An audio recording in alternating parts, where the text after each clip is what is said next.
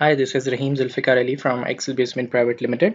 And in this video, we will be learning one more awesome technique of creating a floating column chart. And I still remember that I visited one of my client and he requested to create a column chart. And now it's very easy in the latest version of Microsoft Excel.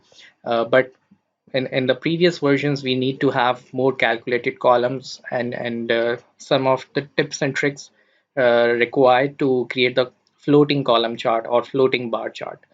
So I will be using Excel latest version, and I will tell you that within few minutes you can create this Excel floating column chart. So we have three columns in our data. The first one is dates. Then we have the share price of a company, and it states that high prices of every day, and then we have third column which consists of low prices of that share price. So the data is not real. Definitely the data is fictitious and it's not real.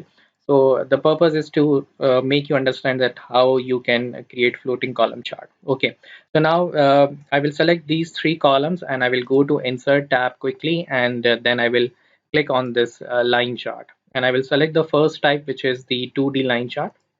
And very quickly I will get the default design of this line chart, where we have horizontal axis consist of the dates. We have the data, and this blue line is basically gives us the indication of high prices, and whereas the orange says as the low.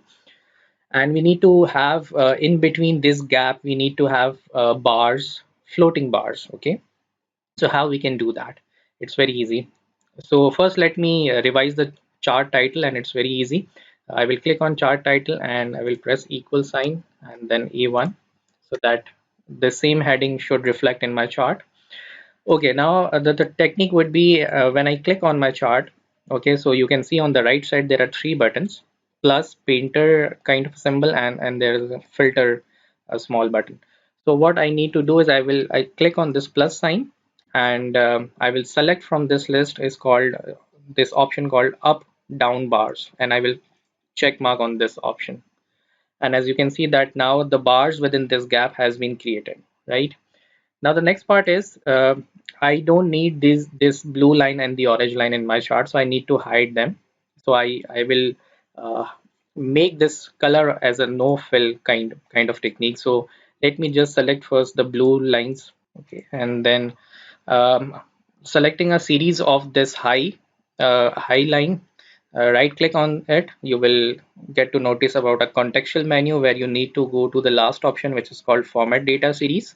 Okay, and on the right side you have an options, so you will click on this fill in line, a bucket symbol, and here you will have to select no line, so that this line should get invisible or hide, you can say. Okay, and similarly for the low orange lines, I will just click on that series and I will right click on it, going to that same option, and I will go for no line option, right?